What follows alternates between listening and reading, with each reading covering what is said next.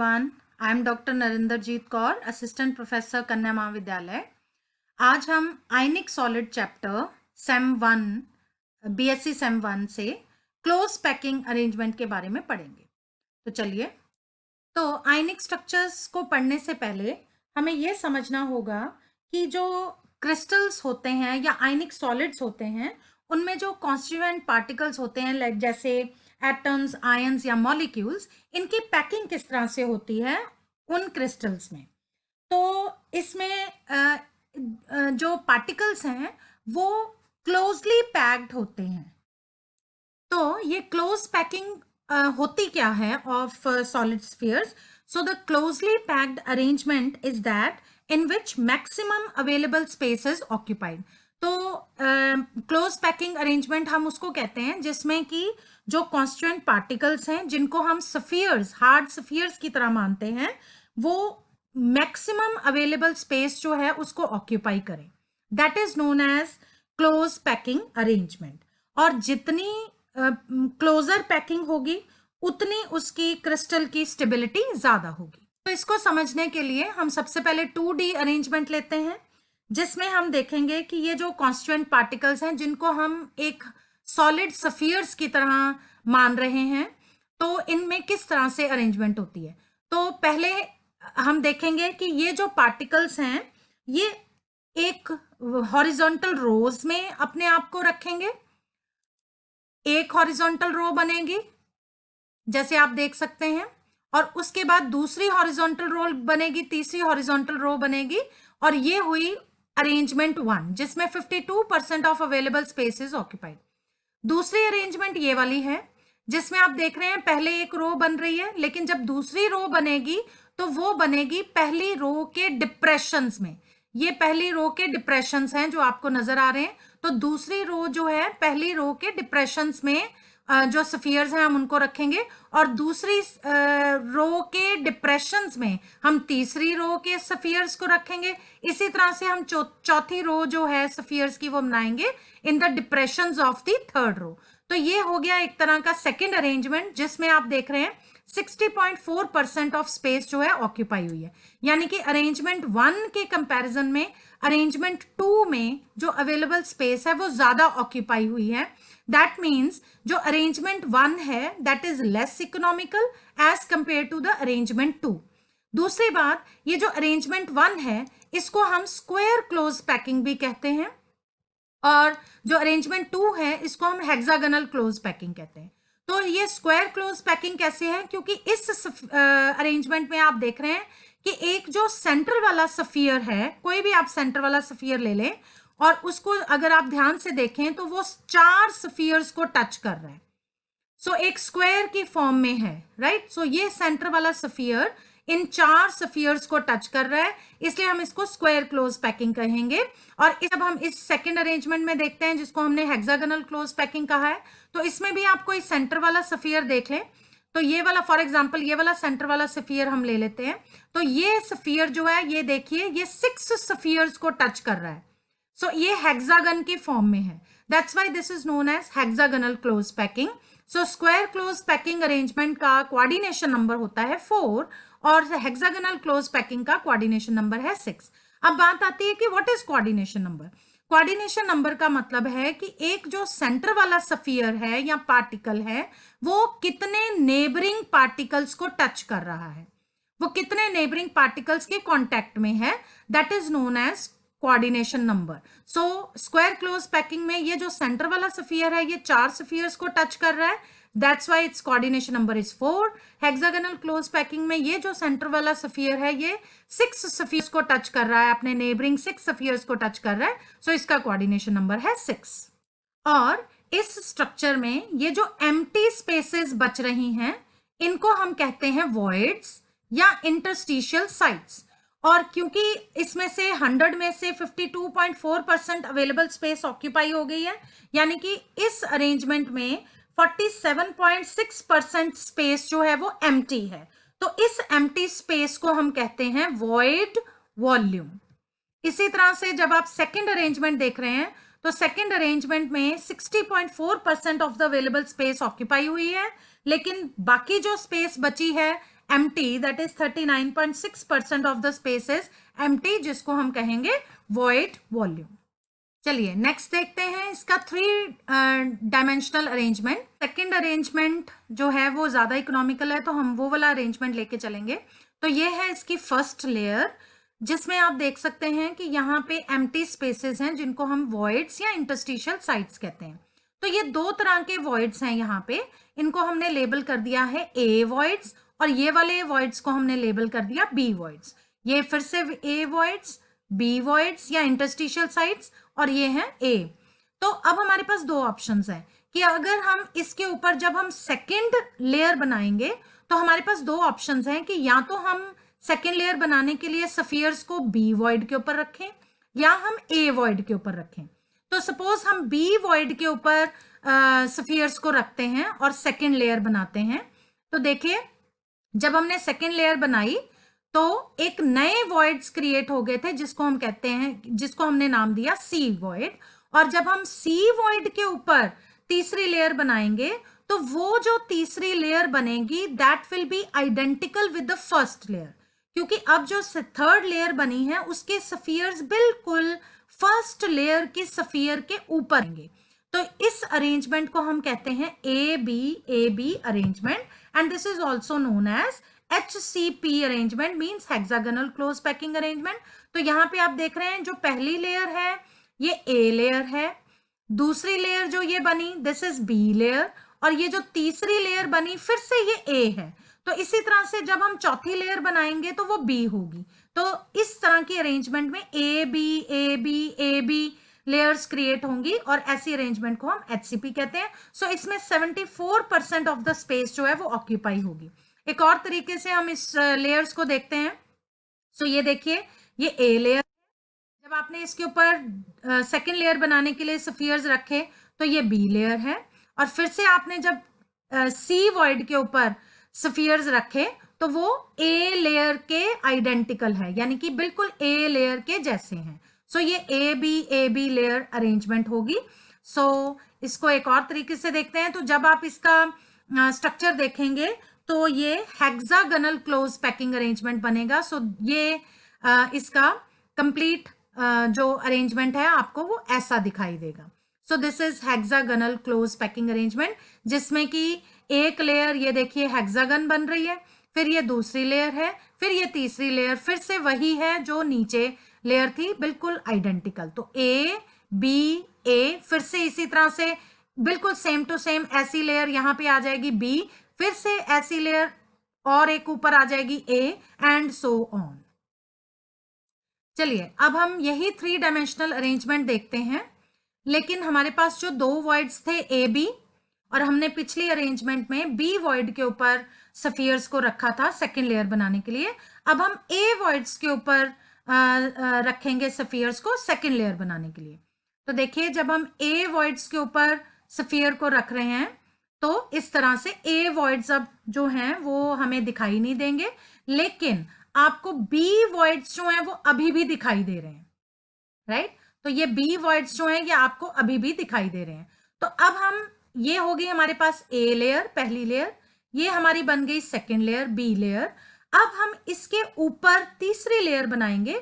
तो तीसरी लेयर बनाने के लिए आपके पास फिर से दो ऑप्शंस हैं। एक तो है कि आपको जो अभी भी बी वॉइड्स दिख रहे हैं आप उनके ऊपर सफियर रख के तीसरी लेयर बनाएं, या आपके पास ऑप्शन है कि ये वाले वॉइड के ऊपर आप सफियर को रख के जो है वो थर्ड। तो जो हमें ये वाले बी वॉइड्स अभी भी दिख रहे हैं, हम इसके ऊपर तीसरी लेयर जो है सफियर्स इसके ऊपर रख के हम तीसरी लेयर बनाएंगे।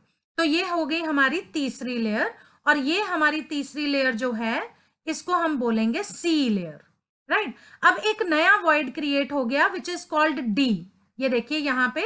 सो एक नया वॉइड क्रिएट हो गया डी। अब हम चौथी लेयर जो बनाएंगे, अगर हम इस डी वॉइड के ऊपर फोर्थ लेयर के बनाने के लिए सफियर्स को रखेंगे तो वो लेयर जो होगी वो बिल्कुल फर्स्ट लेयर के आइडेंटिकल होगी। देखिए जैसे जब हम इस डी वॉइड के ऊपर सफियर रखेंगे तो वो जो लेयर होगी वो ए लेयर के साथ मिलती जुलती होगी, that will be identical to the A layer. यानी कि अब जो चौथी लेयर हमारी बनी ये है ए। तो इस अरेंजमेंट को हम कहते हैं ए बी सी अरेंजमेंट। यानी जब हम पांचवी लेयर बनाएंगे तो वो बी के साथ आइडेंटिकल होगी, छठवीं लेयर बनाएंगे तो वो सी के साथ आइडेंटिकल होगी, सातवीं लेयर बनाएंगे तो वो फिर से ए के साथ आइडेंटिकल होगी, and so on. So this arrangement is ABC arrangement, जिसमें 3 डिफरेंट अरेंजमेंट्स बनेंगी, और इस अरेंजमेंट को हम कहते हैं CCP arrangement. So this is also known as cubic close packing arrangement, और ये भी उतनी ही इकोनॉमिकल है जितनी हमने पहली वाली अरेंजमेंट देखी थी, that is 74% of space is occupied. तो इसको एक और तरीके से देखते हैं, ये देखिए। सो जब आप इसको लेयर्स में देखेंगे तो आपको ये ऐसा दिखाई देगा। सो ये ए लेयर है, this is B layer, C layer, और फिर से चौथी लेयर जो होगी that will be identical to the first layer. और जब हम इसको यूनिट सेल की फॉर्म में दिखाएंगे तो ये इस तरह से दिखेगा, और इसका जो अरेंजमेंट होगा that will also be equivalent to face centred cubic arrangement. So यहाँ पे इस क्यूब में आप देखेंगे कि एक स्फीयर जो है वो सेंटर ऑफ द फेज में है। तो हर एक क्यूब के 6 फेजेस होते हैं, तो हर एक फेज के सेंटर में एक एक पार्टिकल या स्फीयर प्रेजेंट है, that's why this is also known as FCCP arrangement. चलिए अगली देखते हैं। एक तीसरी टाइप की अरेंजमेंट भी होती है, क्लोज पैकिंग अरेंजमेंट होती है, जिसको हम कहते हैं बॉडी सेंटर्ड क्यूबिक अरेंजमेंट या बीसीसी अरेंजमेंट। तो ये देखिए, ये एक क्यूब की तरह है जिसमें कि जो पार्टिकल्स हैं they will be present at the corners of a cube, यानी कि क्यूब के उस यूनिट सेल के कॉर्नर्स पे पार्टिकल्स प्रेजेंट होंगे, स्फीयर्स प्रेजेंट होंगे, और एक स्फीयर या पार्टिकल जो है वो body of the unit cell में भी प्रेजेंट होगा। सो इस तरह की अरेंजमेंट को हम कहते हैं बीसीसी अरेंजमेंट या बॉडी सेंटर्ड क्यूबिक अरेंजमेंट। और इसमें आप इस एक 3 डायमेंशनल वे में भी दिखाने की कोशिश करती हूँ। सो इसमें ऐसा है कि जैसे 4 स्फीयर्स जो हैं वो नीचे पहली लेयर में होंगे, उसके ऊपर एक जो स्फीयर है एम्प्टी स्पेस में या वॉइड में प्रेजेंट होगा, और उसके ऊपर फिर से 4 जो हैं मॉलिक्यूल्स प्रेजेंट है।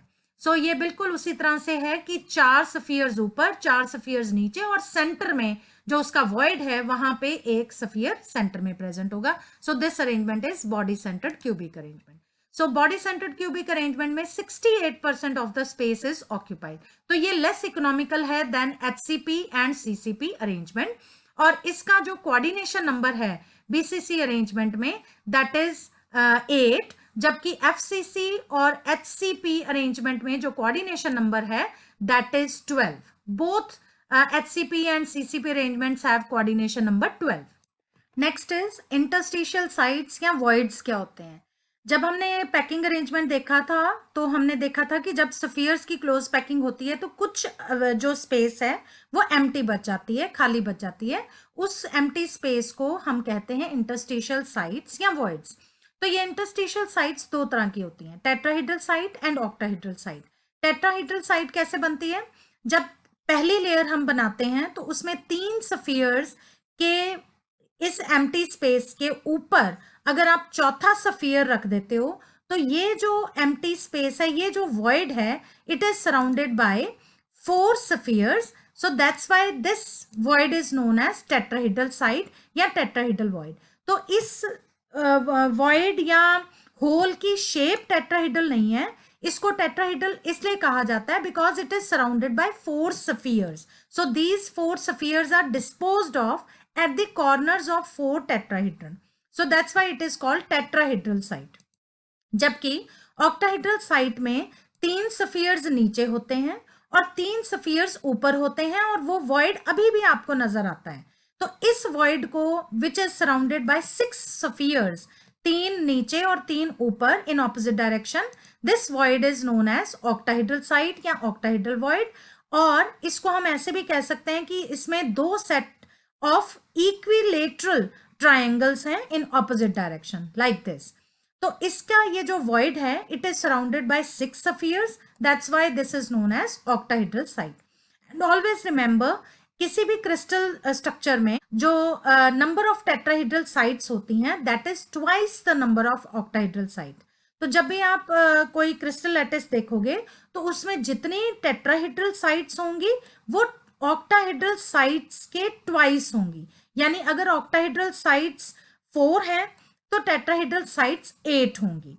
सो tetrahedral sites are twice the number of octahedral sites. अब हम देखेंगे इसके 3 डायमेंशनल स्ट्रक्चर्स. तो अब मैं आपको इसका 3 डायमेंशनल अरेंजमेंट दिखा रही हूँ, HCP अरेंजमेंट.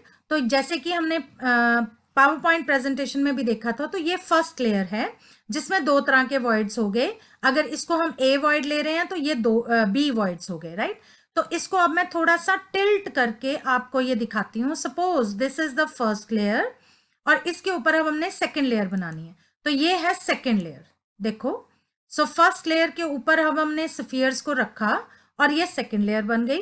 अब इसके ऊपर हम दोबारा तीसरी लेयर बना रहे हैं, लेकिन बी वॉइड्स के ऊपर रख के. तो बी वॉइड के ऊपर जब हमने स्फीयर रखा तो वो बिल्कुल ए लेयर के आइडेंटिकल है. यानी कि जहां पे ए लेयर का सेंटर वाला स्फीयर है, बिल्कुल उसके ऊपर ये थर्ड लेयर का स्फीयर लाई कर रहा है. So third layer is identical with the first layer. इसको अगर आप ऐसे देखोगे तो इट लुक्स लाइक दिस. लेकिन अगर मैं ऐसे दिखाऊंगी तो आप देखिए, ये फर्स्ट लेयर हो गई ए, ये सेकेंड लेयर होगी, ये थर्ड लेयर होगी. और थर्ड लेयर जो है that is identical with the first layer. That means A B A.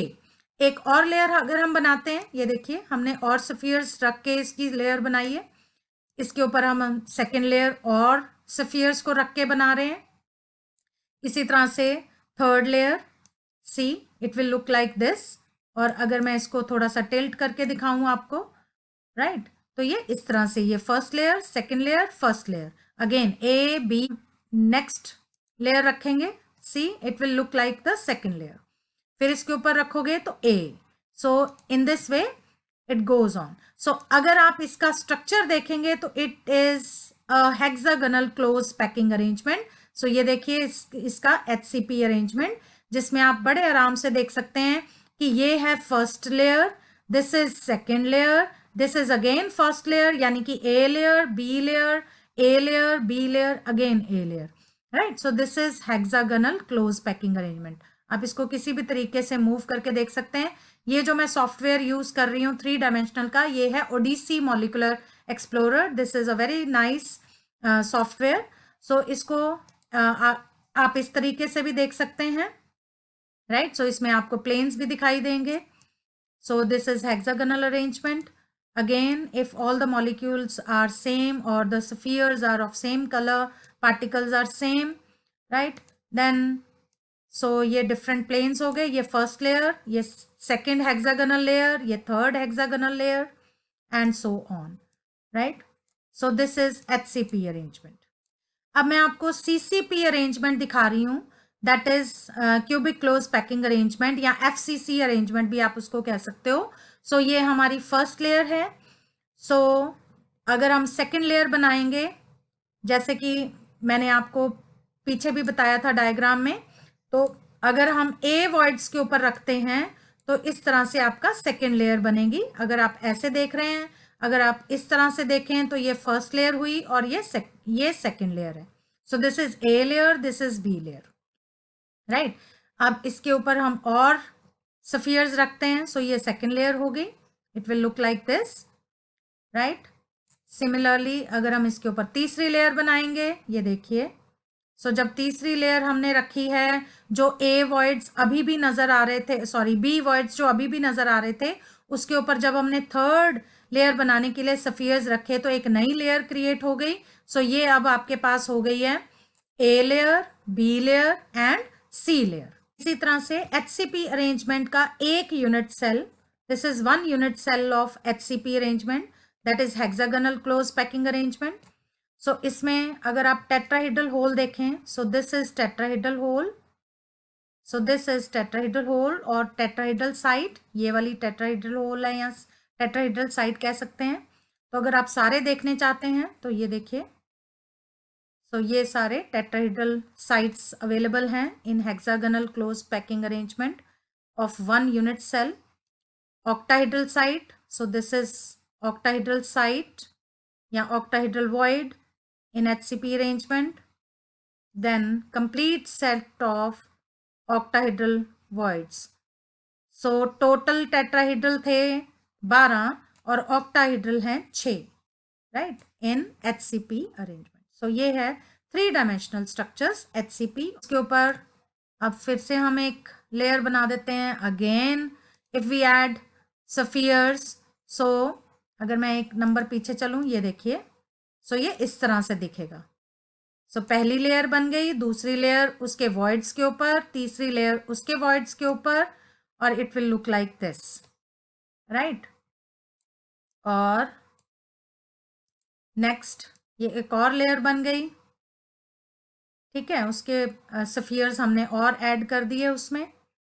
Again जब हम वॉइड्स के ऊपर चौथी लेयर बनाएंगे, तो चौथी लेयर जो है it will be identical with the first one, क्योंकि जो नेक्स्ट नया वॉइड क्रिएट हुआ था D, उसके ऊपर जब आप सफियर्स रखोगे तो वो सफियर्स जो हैं वो बिल्कुल जो लेयर बनेगी that will be identical with the first one. So ये A लेयर थी, ये B हो गई, ये C हो गई, ये अगेन A है। तो इसी तरह से जब आप नेक्स्ट बनाओगे तो वो B लेयर के जैसी होगी। सो this is A, this is A layer, this is B layer, C layer, again A layer, again B layer, and so on. So इस तरीके से ये जो अरेंजमेंट है this is known as CCP arrangement. तो ये इस तरह से दिखाई देगी। So this is CCP arrangement, जिसको कि आप FCC अरेंजमेंट भी कहते हो।